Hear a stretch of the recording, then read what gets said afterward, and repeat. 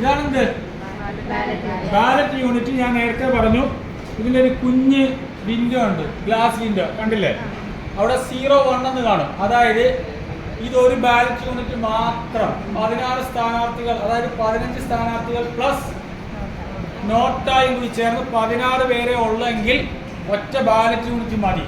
നമ്മുടെ കേരള സംസ്ഥാനത്ത് മിക്കവാറും ഒരു ബാലറ്റ് യൂണിറ്റിൻ്റെ ആവശ്യമേ വരുത്തുള്ളൂ. ഇനി 16 മുകളിൽ സ്ഥാനാർത്ഥികൾ വന്നാൽ അപ്പോൾ ഒരു ബാലറ്റ് യൂണിറ്റും കൂടി വേണ്ടി വരും. അങ്ങനെ നമുക്ക് 24ഓളം ബാലറ്റ് യൂണിറ്റ് കണക്ട് ചെയ്ത് 320 എത്രയോ സ്ഥാനാർത്ഥികൾക്ക് വേണ്ടി സെറ്റ് ചെയ്യാം. അപ്പം ഒന്നിലധികം ബാലറ്റ് യൂണിറ്റ് വരുമ്പോൾ അതിനനുസരിച്ച് ഈ സ്ലൈഡ് പാനൽ എന്നുണ്ടായിരുന്നു, ഇപ്പോൾ നമ്മൾ പറയുന്നത് മാറ്റി പുതിയ പേരായി തമ്പ്നെയിൽ എന്ന് പറയും. ആ തമ്പ്നെയിൽ ഇവിടെ 01 ആണോ എന്നൊന്ന് ചെക്ക് ചെയ്യണം. കാരണം ഇത് 10-20 മെഷീൻസ് അന്ന് ഞങ്ങൾ കമ്മീഷൻ ചെയ്യുമ്പോൾ എന്തെങ്കിലും മറവി സംഭവിച്ച് 2 ലിറ്റ് കഴിഞ്ഞാൽ ഇത് വർക്ക് ചെയ്യില്ല. അപ്പം ഇതാണ് തമ്പ്നെയിൽ. പിന്നെ ഈ കാണുന്നതാണ് ബ്ലൂ, എന്തുവാ ബാലറ്റ് ബട്ടൺ. 5 സ്ഥാനാർത്ഥികളും പിന്നെ ഒരു നോട്ടായും കൂടി ഉണ്ടെങ്കിൽ 6 പേരുടെ ഇവിടെ കളറ് ഈ ബ്ലൂ ആയിരിക്കും. ബാക്കിയുള്ള എല്ലാം മാസ്ക് ചെയ്ത് ഇരിക്കും. ഇവിടെ ഒന്നും കാണത്തില്ല, ബ്ലാങ്ക് ആയിരിക്കാം. ഇവിടെ ഇത്രയും സ്ഥാനാർത്ഥികളുടെ പേരുണ്ടായിരിക്കും, ചിഹ്നം ഉണ്ടായിരിക്കും. ഇപ്രാവശ്യം പറഞ്ഞിങ്ങനെ കളർ ഫോട്ടോ ഒക്കെ വെച്ചിട്ടില്ലേ, അങ്ങനെ ആയിരിക്കാൻ വരുന്നത്. ഇപ്പോൾ ഇത് പറയുന്നത് എന്തിനാണെന്നറിയാം, പ്രായം ചെന്ന വലിയ അമ്മച്ചിമാരൊക്കെ വരിക, അവർ വന്നിട്ട് ഈ ബ്ലൂ കളറിൽ വോട്ട് ചെയ്യുന്നതിന് പകരം ഇവിടെ എവിടെയെങ്കിലും ഒരു പ്രസ് ചെയ്തിട്ട് അവിടെ അങ്ങ് നടന്നു പോകും.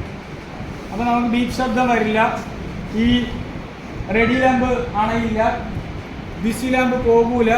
അപ്പോൾ നമുക്കെന്ത് മനസ്സിലായി, അമ്മച്ചി പോകുന്നതിന് മുമ്പ് തന്നെ വിളിക്കണം. അമ്മച്ചി നമ്മൾ ഓട്ടോറിക്ഷ കയറി പോയി കഴിഞ്ഞാൽ പിന്നെ വിളിക്കാൻ പറ്റില്ല. അപ്പോൾ അതിന് മുമ്പ് നമ്മൾ ശ്രദ്ധിച്ചോണം, ബീപ്പ് ശബ്ദം ഉണ്ടാകുന്നുണ്ടോ. ശബ്ദം ഇല്ലെങ്കിൽ എന്തോ പ്രശ്നം ഉണ്ടായിട്ടുണ്ട്. പെട്ടെന്ന് നോക്കിയാൽ നമുക്കിത് തെളിഞ്ഞിരിക്കുകയാണെങ്കിൽ മനസ്സിലാവും വോട്ട് ചെയ്തിട്ടില്ല. അപ്പോൾ അവർ ചിലപ്പോൾ ഇവിടെ വോട്ട് ചെയ്ത് പോകും, ഇവിടെ ഇങ്ങനെ പ്രസ് ചെയ്യണമെന്നിരിക്കും, അത് വോട്ടാവില്ല, ഇവിടെ ആവില്ല. പിന്നെ എവിടെയാണ് ഈ ബട്ടൺ തന്നെ പ്രസ് ചെയ്യണം. അതിനുവേണ്ടിയാണ് വോട്ട് വണ്ടി എന്ന് പറഞ്ഞിട്ട് നമ്മുടെ ജില്ലകളിൽ എല്ലാവരും ഇങ്ങനെ ഒരു വണ്ടി കൊണ്ട് നടന്നിട്ട് എല്ലാ മുക്കും മൂലയിലും ഒക്കെ കൊണ്ട് കാണിക്കുന്നുണ്ട്, വോട്ട് ചെയ്യിക്കുന്നുണ്ട്. അപ്പോൾ ഓക്കെ മനസ്സിലായല്ലോ. ഇവിടെയും ഓൾറെഡി സീലാക്കിയിട്ടാണ് തരുന്നത്. ആ സീൽ നമ്മൾ പൊട്ടിക്കേണ്ട. ബാലറ്റ് യൂണിറ്റിൻ്റെ ഇവിടെയും ടോയ്ലറ്റ് കെട്ടി അഡ്രസ് ടാഗ് വെച്ച് സീൽ ചെയ്യും, ഇവിടെയും ചെയ്യും. കൂടാതെ ഇവിടെ ഒരു പിങ്ക് പേപ്പർ സീൽ എന്ന് പറഞ്ഞ സീലും കൂടി ഇങ്ങനെ ഒട്ടിച്ചിരിക്കും. അത്രയും ചെയ്യും.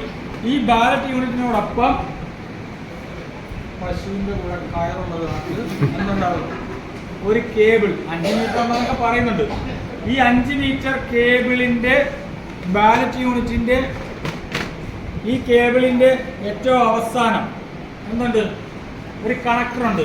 ഈ കണക്ടർ നോക്കിക്കേ, കളർഫുൾ അല്ലേ.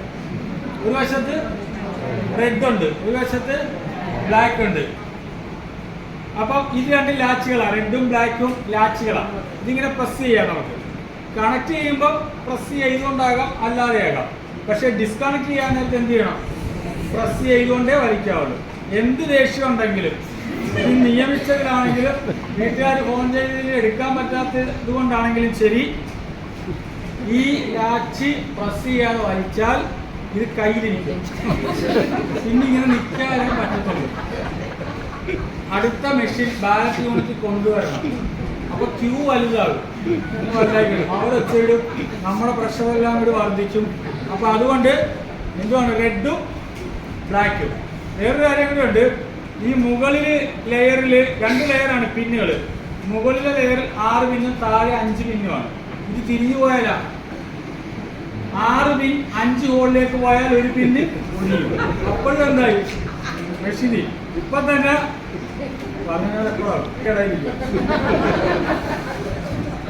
അപ്പം ബാലറ്റ് യൂണിറ്റ് മതിയല്ലോ, ഇത്രയും പറഞ്ഞാൽ മതിയല്ലോ. ഇത്രയൊക്കെ കാര്യങ്ങൾ നമ്മൾ ശ്രദ്ധിച്ചിരിക്കണം. ഇനി വി വി പാറ്റും കൂടി എടുക്കാം.